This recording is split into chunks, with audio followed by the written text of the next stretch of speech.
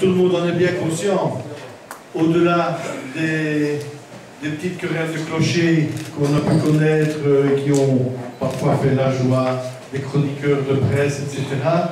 Des gens se sont mis autour de la table, à l'initiative, c'est une chose qu'il faut rappeler, elle a déjà été dite, mais je le rappelle, à l'initiative au départ de la majorité précédente, donc de Philippe Courard et aussi de l'Échelon des Sports, Jean-Marie Tiquet qui est présent aujourd'hui. Cette initiative arrive aujourd'hui à son terme, donc le bébé est là. Maintenant nous avons l'eau du bain. Et l'eau du bain, il va falloir qu'elle soit à la bonne température, qu'elle soit propre et qu'elle convienne au bébé.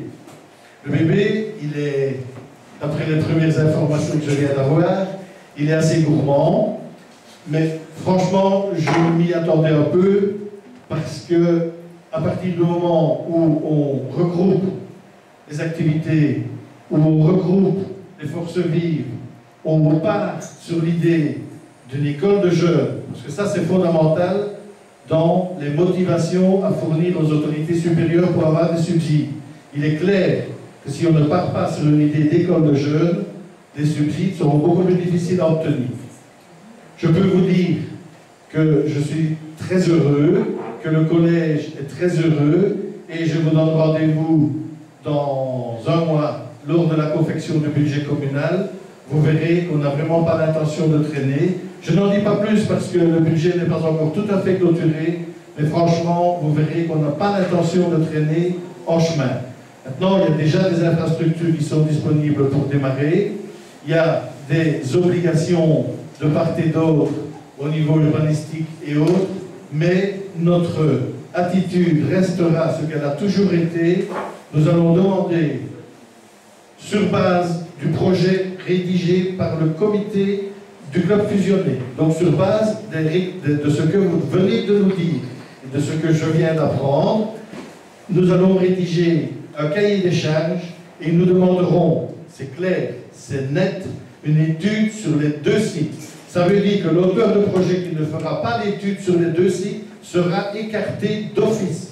Les problèmes urbanistiques, il nous appartiendra à nous, pouvoir politique, de les régler après. Nous irons où cela coûtera le moins cher aux finances communales. Ça a toujours été dit, ça a toujours été notre attitude et elle ne changera pas.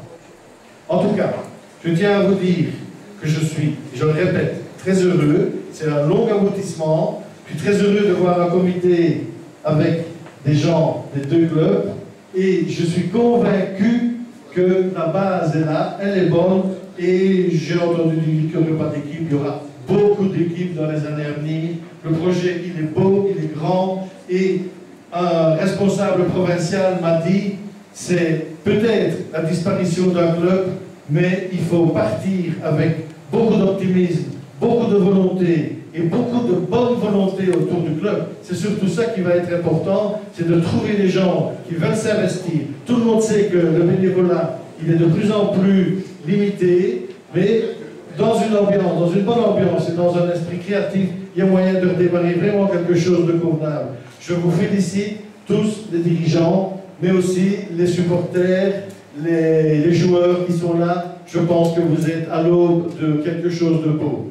En ce qui concerne la saison prochaine, ou les aides ponctuelles dans un avenir immédiat, puisque le club est fusionné et qu'il y aura probablement des demandes qui vont suivre, nous allons devoir réfléchir et trouver des solutions. Elles peuvent être sous forme d'une aide matérielle, sous forme d'une aide des ouvriers et aussi sous forme d'une aide financière. Tout ça, on va réfléchir, on va se revoir et on va en parler. Je vais céder la parole à Martine Schmitt qui est l'Échelon des Sports.